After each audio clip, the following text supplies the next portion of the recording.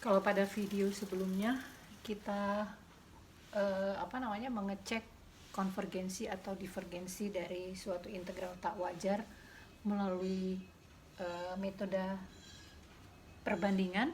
Jadi kita membandingkan dengan integral tak wajar dari suatu fungsi yang bisa kita hitung atau kita sudah tahu sifatnya, konvergen atau divergennya.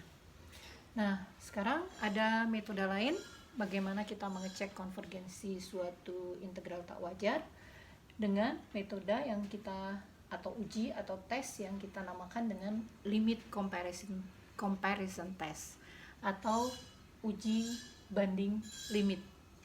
Kalau yang lalu hanya uji banding saja, sekarang uji banding limit. Apa itu tes atau uji banding limit? Kalau kita punya fungsi f dan g kontinu dan positif di selang a sampai tak hingga, jadi f maupun g dua-duanya kontinu, dua-duanya juga positif di dalam selang a sampai tak hingga. Kita misalkan limit x menuju tak hingga fx per gx nya sama dengan L, di mana L nya itu antara 0 sampai tak hingga. Jadi tidak 0 juga satu bilangan tertentu antara 0 sampai tak hingga ya. Maka kedua-duanya harus konvergen atau kedua-duanya divergen. Nah, sebagai contoh kita lihat integral 1 sampai tak hingga dx per 1 plus x kuadrat dengan integral 1 sampai tak hingga dx per x kuadrat. Kalau kita hitung dua-duanya 1 per 1 plus x kuadrat dan 1 per x kuadrat, keduanya positif dan kontinu pada selang 1 sampai tak hingga ya.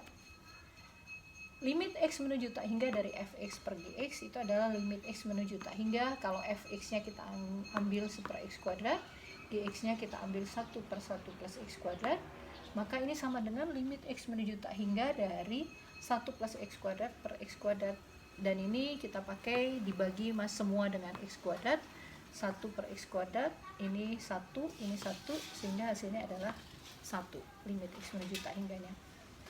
Dan kalau kita hitung dari contoh di video-video sebelumnya, integral 1 sampai tak hingga dx per x kuadrat itu adalah 1, dan integral 1 sampai tak hingga 1 per 1 plus x kuadrat dx adalah pi per 4.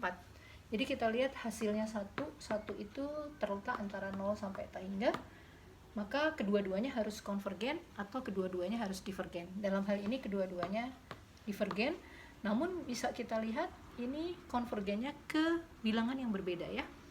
Yang ini konvergen ke 1, yang ini konvergen ke pi per 4. Jadi teorema ini hanya mengatakan keduanya konvergen atau keduanya divergen, tidak mengatakan bahwa konvergen ke nilai yang sama ya. Ini hati-hati.